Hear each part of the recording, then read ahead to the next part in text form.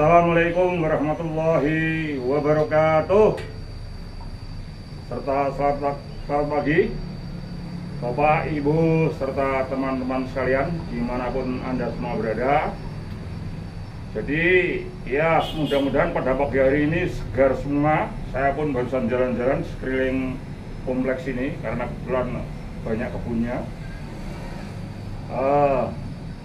Jadi pada kesempatan ini saya perkenalkan nama Ahmad Daryoko sebagai koordinator Invest atau Indonesia Division for Energy and Infrastructure, yang sebelumnya adalah karyawan PLN, terakhir sebagai Pimpro proyek PLTU Tanjung Warawar Tuban, Jawa Timur, 2 kali 350 MW. Bapak Ibu sekalian, pada kesempatan ini saya sebagai koordinator Invest ingin memberikan suatu respon ya, atau tanggapan terhadap ide dari Pak Menteri BUMN Pak Erick Thohir serta Direktur Utama Darmawan Prasojo yang mencetuskan ide gagasan adanya HSH atau holding subholding. Nah, begitulah kira-kira. Kita akan kupas apa sih itu HSH atau holding subholding itu.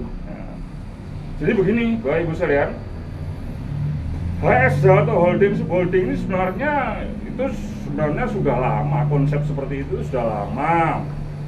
Itu ada dalam suatu konsep besarnya adalah the Power Sector Restructuring Program atau PSRP.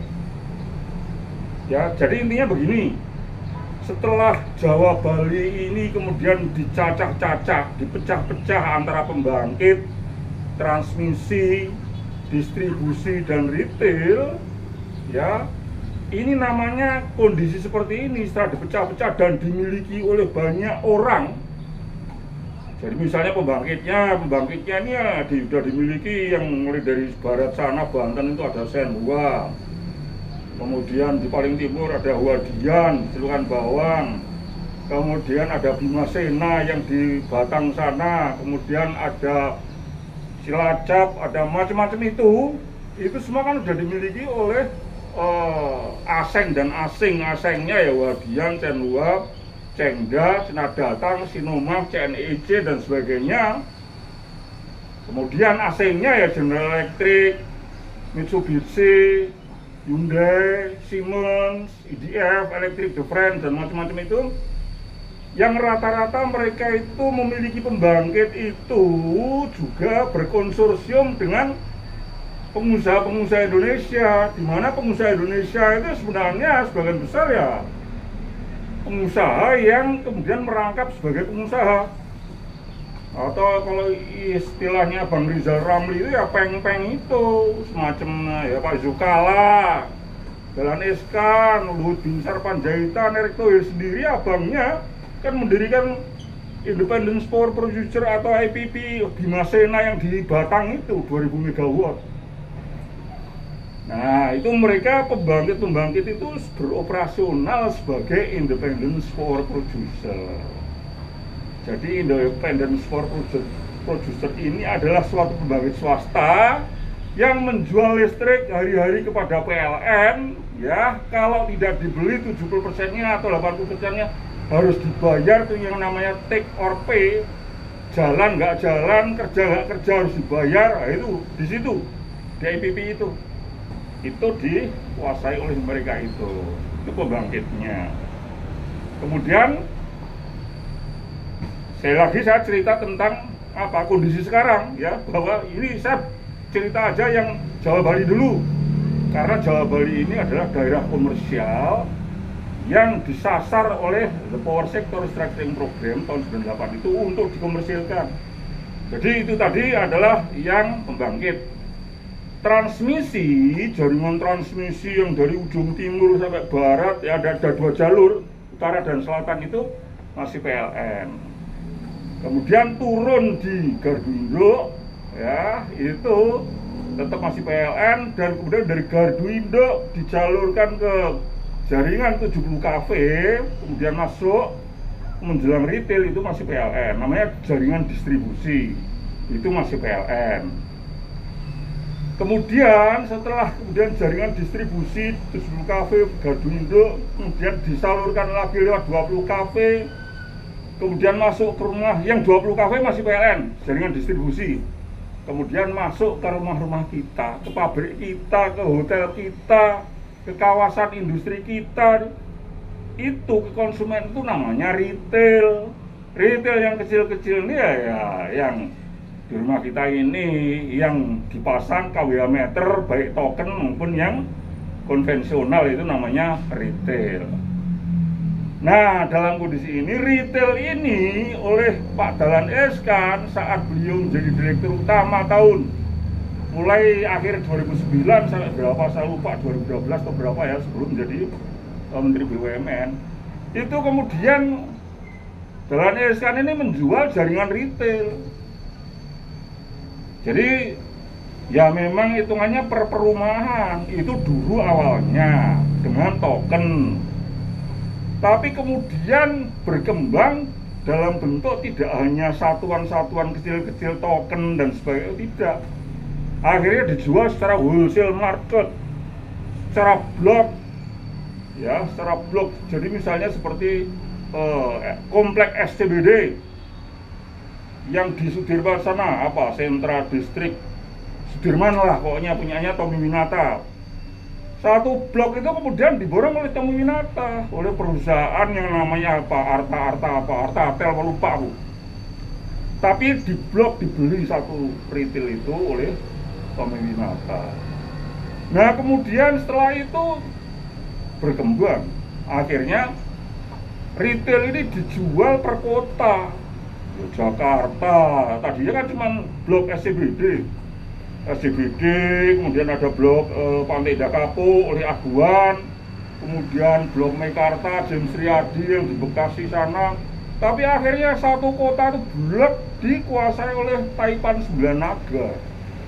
Ya apakah itu Tommy Winata, Aguan atau James Riyadi, itu per kota akhirnya. Per Dahlan Iskan sendiri, Dahlan Iskan itu menguasai retail yang di Jawa Timur sana, seperti Malang, Magetan, Madiun, itu kan Surabaya. Itu Dahlan Iskan ya, bisa saja kerjasama dengan para Taipan 9 Naga itu. Artinya dari pembangkit, transmisi, distribusi sampai retail ini kemudian dijual ke swasta, baik ke seperti Senhua Wadian, Sengda yang Aseng itu, maupun ke Mitsubishi, kemudian Marubeni yang Jepang itu, General Electric, Kansai, Hyundai yang apa itu namanya, yang Korea itu pembangkitnya ya, retailnya ini sudah Taipan 9 Naga. PLN hanya transmisi dan distribusi. Ini kondisi sekarang Jawa Bali itu seperti itu, Bapak Ibu sekalian. Inilah yang namanya kondisi unbundling, kondisi yang terpecah-pecah, yang dilarang oleh putusan Mahkamah Konstitusi tahun 2004 maupun 2016. Seperti itu unbundling. Nah pada saat posisinya sudah unbundling seperti ini, khususnya Jawa Bali, maka mekanisme kelistrikan yang terjadi di Jawa Bali ini mulai 2010. Mengapa 2010? Karena sebelumnya posisinya masih single buyer. Jadi yang diswastakan itu hanya pembangkit-pembangkitnya saja dalam bentuk independent power producer. Itu sebelum 2009-2010. Tetapi begitu Dahlan Iskan menjadi direktur utama, yang retail pun dijual juga dalam bentuk token dan sebagainya tadi, wholesale market, per kota, per blok dan sebagainya. Itulah retail dijual oleh Dahlan Iskan mulai 2010 awal, sampai dia menjadi Menteri BUMN ya, karena jasanya jual aset negara ini kan, terus diangkat jadi Menteri BUMN ya. Nah, setelah kondisinya seperti itu, maka yang tadinya single buyer itu ya PLN membeli tunggal, yang ada pembangkit swasta itu yang ada waktu itu. Pada saat kemudian Dahlan Iskan menjual retail, itu berarti sisi pembangkit dan sisi retail sisi hulu dan sisi paling hilir sudah dikuasai swasta, baik swasta asing, Taipan 9 Naga, ya. Itu semuanya sudah pesta pura kelistrikan Jawa Bali. Sehingga mekanisme yang terjadi adalah multi buyer, multi seller. Kalau tadinya single buyer sebelum 2009 sampai 2009 pertengahan, tapi setelah itu multi buyer, multi seller, bukan single buyer lagi. Multi buyer artinya banyak penjual, multi seller, multi buyer banyak pembeli, multi seller banyak penjual. Banyak penjual artinya itu pembangkitnya banyak macam-macam, tidak hanya PLN saja, tapi sudah asing dan macam-macam itu multi sellernya pembangkit. Kemudian multi buyernya yaitu multi buyer banyak pembelinya ya Hotel Indonesia, pabrik baja di ujung barat sana, ya, di Banten sana, Krakatau Steel, kemudian macam-macam itu. Kemudian setelah itu ya ada SCBD dan berkembang menjadi kota, ya, itu seller pembeli yang banyak. Kotanya ya ada Jakarta, ada Surabaya, Bandung, Bogor, dan seluruh Jawa Bali. Itu menjadi pembeli listrik secara mandiri, sudah tidak lewat PLN lagi. Begitu. Inilah multi seller. Multi buyernya karena banyak pembangkit. Nah, sehingga mekanismenya adalah kompetisi penuh atau yang namanya multi buyer, multi seller. Banyak pembeli dan banyak penjual. Kemudian masing-masing institusi pembangkit, misalnya dari pembangkit mana, Python, itu bisa jual langsung ke Surabaya listriknya. Surabaya bisa langsung jual ke Jakarta, ke Bandung dan sebagainya, tanpa melewati PLN secara resminya. Tetapi secara gak resminya tetap mereka itu lewat transmisi dan distribusi PLN yang kemudian diatur oleh PLN P2B atau pengatur beban yang digandul sana. Itulah otaknya, itulah sopirnya. Tuh. Jadi dari pembangkit langsung ke pabrik atau ke kawasan apapun langsung bisa. Kalau dulu kan harus disetujui dulu dengan TDL, tarif daftar listrik. Wah, untuk 2023 ini kemarin rapat antara DPR dengan Menteri SDM, Menteri BUMN dan PLN dan sebagainya, ditentukan golongan R1, R2, R3, namanya TDL. Kalau sekarang ini nggak ada TDL-TDL-an. Harga listrik keluar dari pembangkit dan langsung diterima oleh sebuah pabrik di Ransamaya sana misalnya. Itu antara pabrik dan itu sendiri dengan pembeli langsung, nggak melalui PLN. Tetapi memang secara teknis ditangani oleh PLN P2B melalui teknik power wheeling system. Gitu loh, Bapak Ibu sekalian. Seperti itu. Karena kondisi yang namanya kompetisi penuh, artinya kompetisi bebas, ya, MBMS. Makanya sebenarnya tarif listrik ini sudah tidak bisa dikendalikan. Sebenarnya sudah tidak bisa dikendalikan. Teman-teman dari yang mengendalikan listrik secara power wheeling system ini pun hanya dibekali dengan apa? Peraturan Menteri Permen nomor 1 tahun 2015 sebagai pegangan bahwa kalau dia menolong Python atau Suralaya menyalurkan listrik pada sebuah pabrik atau hotel atau kawasan apapun atau kota, itu sudah tidak disalahkan dengan Permen Peraturan Menteri SDN nomor 1 2015. Tetapi kondisi yang MBMS yang kompetisi penuh ini, yang multi buyer multi seller, yang kemudian sebenarnya operasional listrik swasta itu, yang liar itu, yang liberal itu sudah sangat mahal.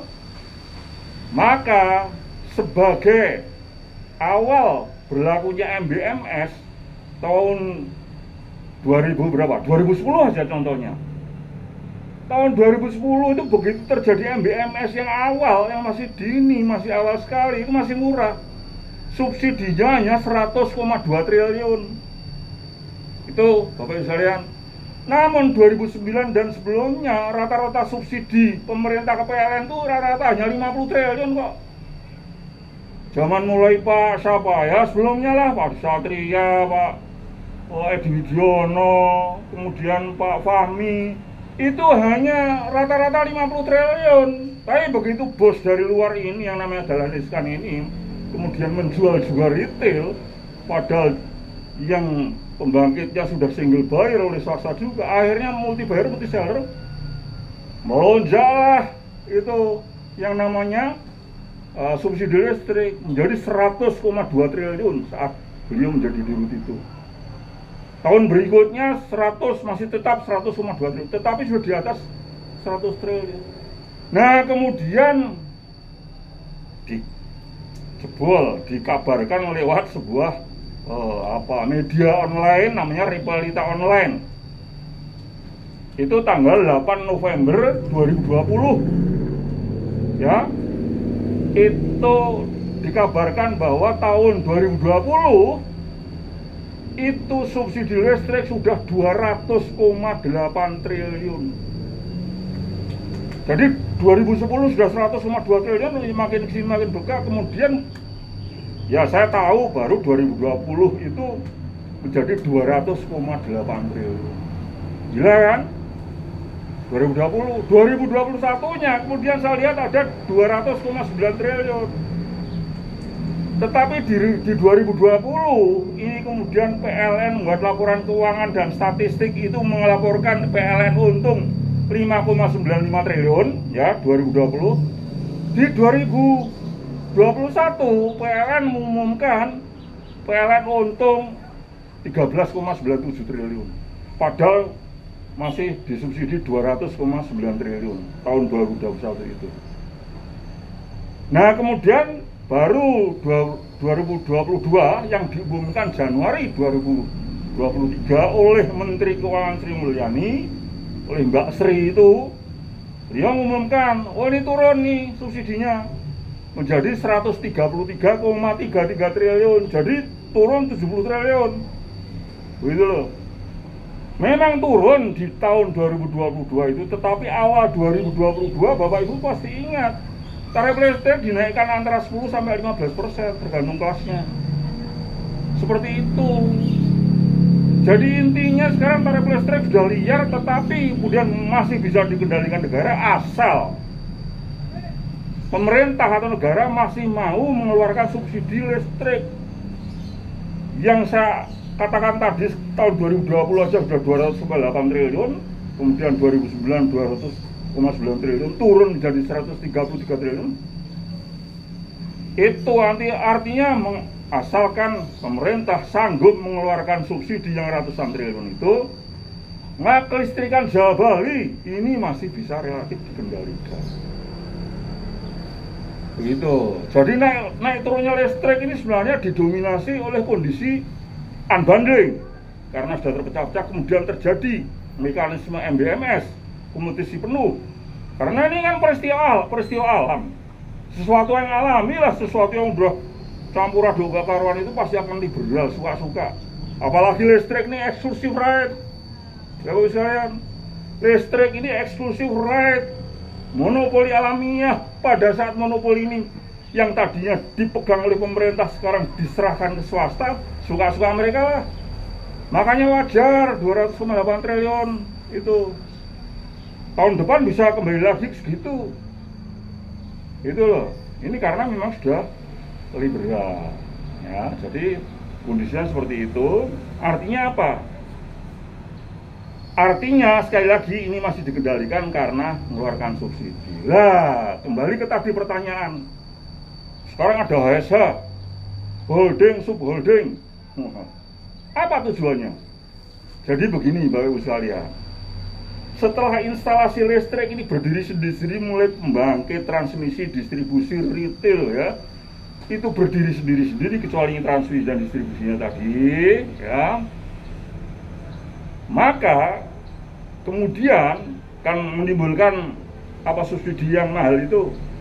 Lah ini pemerintah makin lama makin tidak kuat menanggung subsidi yang 200, bahkan nanti suatu saat akan melonjak ke 300 triliun. Ya, itu hanya untuk yang Jawa Bali saja, itu hanya sebenarnya. Ini pemerintah makin lama makin tidak kuat. Nah, kemudian gimana? Sesuai konsep Power Sector Restructuring Program, maka pemerintah dicarikan jalan keluar. Saat ini meskipun kondisinya unbundling, ya pecah-pecah, pembangkit sendiri, transmisi retail sendiri, tetapi PLN Holding itu masih mengelola yang namanya, ya paling tidak administrasinya. Oke lah, di Paiton sana swasta, di Suralaya swasta, dan bahkan sekarang ini Bapak Ibu sekalian, Indonesia Power dan PJB sudah pergi ke Sumatera, ya, ngelola yang desa dan Kalimantan. KIT SBS, pembangkit Sumatera bagian selatan dan pembangkit Sumatera bagian utara itu sudah diduduki oleh Indonesia Power dan PJB yang dinamakan Genko 1, Genko 2 dalam HSA itu dia. Jadi sekarang Jawa Bali ini ya tinggal swasta semua. Nah, meskipun dipegang oleh swasta, tapi kan administrasinya masih holding. Misalnya PPA-nya, Power Purchase Agreement-nya, ya, itu kan masih holding dengan pembangkit-pembangkit swasta itu. Ini kemudian dipindahkan ke subholding. Begitu loh administrasinya. Transmisi dan distribusi yang administrasinya di holding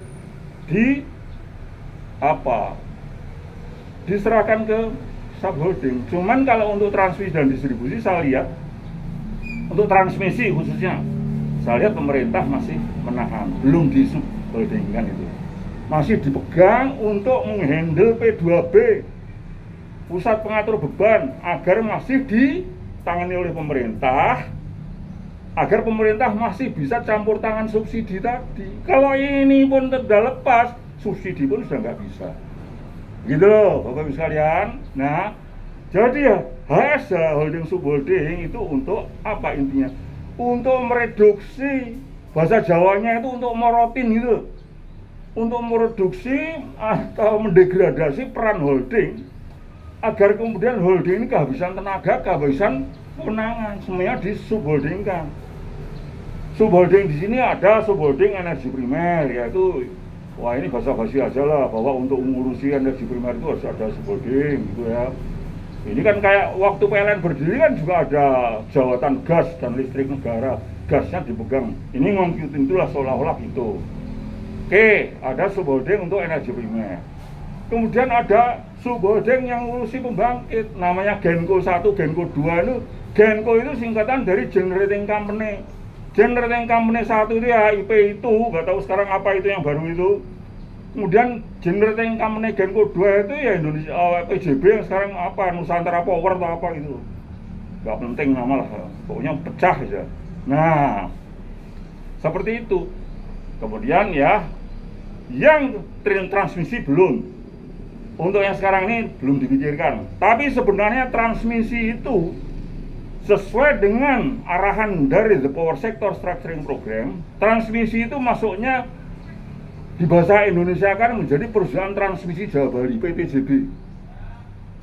Kemudian yang distribusi ini perusahaan distribusi Jawa Bali, perusahaan distribusi dan pembangkit Jawa Bali disebut perusahaan listrik Jawa Bali, PLJB. Dua, di dalam arahan The Power Sector Restructuring Program itu HSA itu ada dua, PLJB dan PTJB. PLJB perusahaan listrik Jawa Bali yaitu distribusi dan pembangkitnya, kemudian PTJB yaitu perusahaan transmisi Jawa Bali. Kemudian yang ini rekayasanya ya sebenarnya bukan rekayasa, ini kan cuma proksi, ini kan pelaksana aja nih.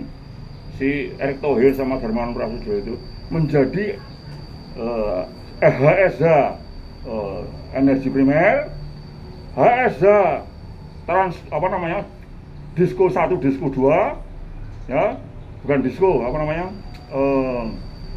pembangkit Gensko 1, Gensko 2. Kemudian distribusinya bukan Disko seperti awal perencanaannya, tetap dinamakan sebagai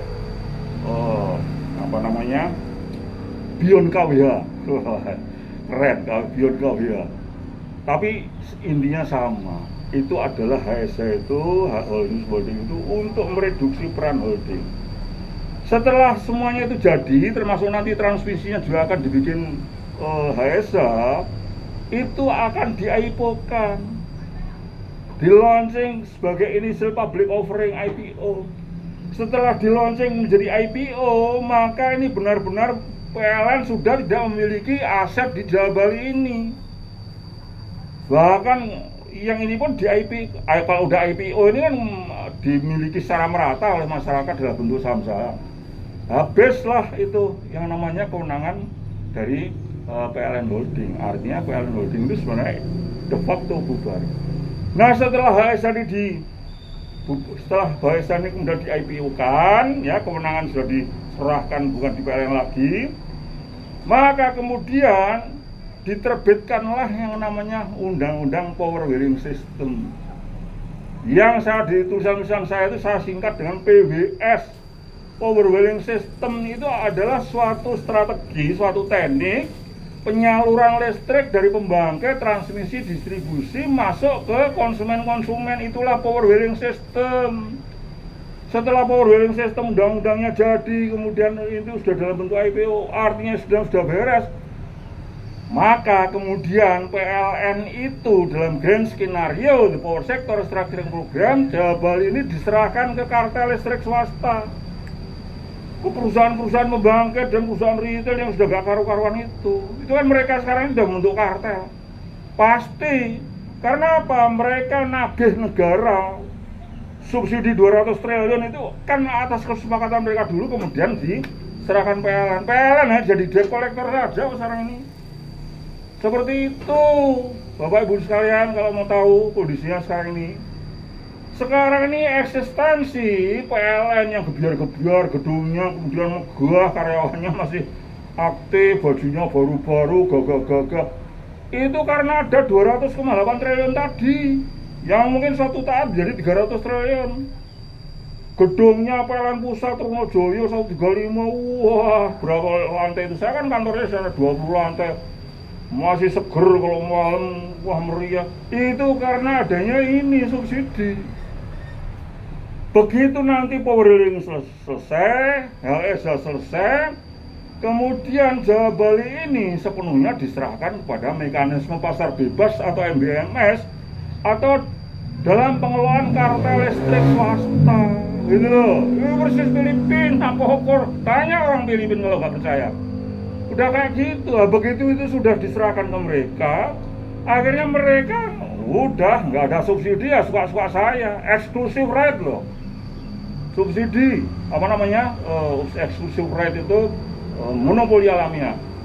Suka-suka mereka, ya kayak perdagangan biasa lah. Di kampung kita suatu saat tiba-tiba kok gak ada orang dagang, gak ada beras, gak ada ini, wah pecel lele harganya yang biasanya cuma Rp20.000 menjadi Rp50.000. Kan yang naik swasta itu kan melihat antara supply dan demand. Kalau supply-nya banyak, demand-nya kemudian terbatas ya tinggi, itulah yang terjadi di Filipina. Makanya dalam sidang MK yang terakhir ya, di yang apa namanya, belum yang terakhir, yang awal dulu. Sidang MK awal tahun 2004 itu mengatakan bahwa kalau ini sudah MBMS, maka dari analisa waktu itu kan ada David Hall, kemudian ada yang dari Filipina siapa itu, ada teori yang macam-macam itu. Mereka menyampaikan pengalaman di luar negeri minimal 5 kali lipat setelah kemudian listrik diserahkan ke swasta itu. Listrik di swasta, mengapa listrik diserahkan swasta? Karena pemerintah sudah tidak mampu lagi nuntut subsidi yang 200 triliunan itu. Begitu Bapak Ibu sekalian. Nah begitu swasta ya suka-suka mereka. Sekarang pertanyaan, siapa yang nggak butuh listrik? Itu aja sekarang.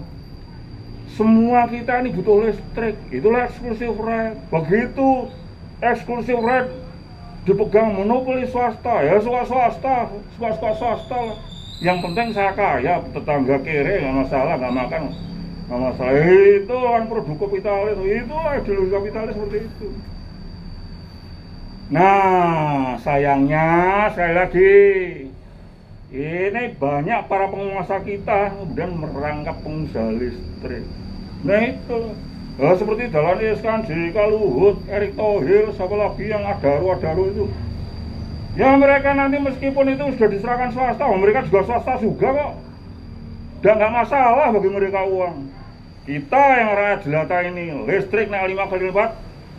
Terus aku mau tanya pensiunan PLN dan karyawan PLN ini, wah Anda ngomong, wah mana aku gak ada masalah, apa? Nanti kalau itu terjadi, Anda para pensiunan, tak kasih tahu nih. Meskipun sebenarnya aku gak boleh ngomong gini depan umum, tapi ya ini terpaksa. Itu dana pensiun itu bubar. Karena apa? Sistemnya DPPK, dana pensiun pemberi kerja. Ya loh, beda kalau DPLK, dana pensiun lembaga keuangan.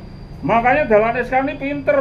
Begitu dia jadi direktur utama, sistem dana pensiunnya dirubah menjadi dari DPPK ke DPLK. Mengapa dirubah oleh Dahlan Iskan? Karena Dahlan Iskan udah tahu bahwa PLN ke depan bubar, gitu loh. Jadi ada ini kalau berhadapan dengan orang-orang kayak Dahlan Iskan itu ya jangan kemudian wah pegang burung, ya nganggu-nganggu apa itu. Ya bisa penipu semua orang-orang itu. Ya. Jadi akan seperti itu. Begitu juga karyawannya, karyawan ada itu nanti suatu saat sudah terjadi seperti MBMS diformalkan, undang-undang PWS Power Wheeling System sah, kemudian HSH selesai, kemudian di IPU kan bubarlah holding. Anda itu Pak ya hanya akan jadi pekerja outsourcing untuk perusahaan-perusahaan listrik itu. Makanya sekarang ini ya ketenaga listrikan itu sudah melakukan warming up, pemanasan, semuanya sudah diserahkan outsourcing, baik itu mengenai pengecekan meteran KW per bulannya, baik itu kemudian P2TL, baik itu pemeliharaan dan sebagainya, kan outsourcing. Ini semua sudah warming up. Anda ini ya hanya menunggu nasib ini aja. Kidetnya itu ya Power Wheeling System sah, kemudian HSH bubar. HSH di IPUK. Dah selesai, kemudian ya apa ya nggak ada lagi. Yang mana gaji outsourcing pasti lebih kecil daripada karyawan. Akan seperti itu. Lah kalau anda ini kemudian masih berkantor di PLN pusat, masih dipakai di cabang Kebayoran itu masih pakai Gambir, masih dibawa simbolnya masih dipakai. Ya itu simbol-simbol gak resmi. Kalau simbolnya PLN masih dipakai, ya itu dipinjam. Apa sih susahnya? Ini kan tergantung negara. Negara kan tergantung siapa presiden. Ya makanya di Indonesia itu kayak namanya politik kekuasaan itu kan bisnis. Makanya kalau sudah pilpres ini kan geger genji karuan. Apa sebenarnya? Rebutan kekuasaan. Artinya apa? Rebutan bisnis. Jadi nanti ya kayak PLN itu simbolnya distribusi masih PLN, tapi kerjaan udah di outsourcing semua. Dan anda ini masuk dalam tenaga outsourcing. Akan seperti itu, ya. Jadi ke depan PLN hancur-hancuran kayak Filipina. Ya, udah seperti itu. Yang kalau mau belajar ke luar negeri yang masih relatif adalah seperti Malaysia, TNB. Itu mulai zamannya Mahathir Mohamad dia didesak untuk MBMS gak mau, tapi berhenti di single buyer. Bahwa pembangkit-pembangkitnya IPP banyak iya, tetapi tidak sampai ke retail. Itulah. Demikian Bapak Ibu sekalian. Nanti apabila ada kurang jelas nanti akan saya bikin suatu rekaman lagi yang kedua. Mudah-mudahan ini cukup memberikan pencerahan untuk Bapak sekalian tentang kondisi PLN. Terima kasih. Wassalamualaikum warahmatullahi wabarakatuh. Merdeka!